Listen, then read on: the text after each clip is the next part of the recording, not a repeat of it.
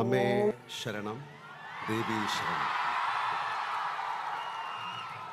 ബഹുമാനപ്പെട്ട അധ്യക്ഷൻ, വേദിയിലും സദസ്സിലും ഉള്ള ബഹുമാന്യരെ, പ്രിയപ്പെട്ട സുഹൃത്തുക്കളെ, സഹോദരി സഹോദരന്മാരെ, ഭക്തജനങ്ങളെ, എല്ലാവർക്കും എൻ്റെ വിനീതമായ നമസ്കാരം.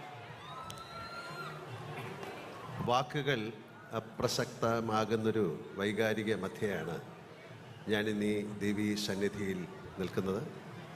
അകം നിറയെ അമ്മയാണ് സാക്ഷാൽ ദേവി.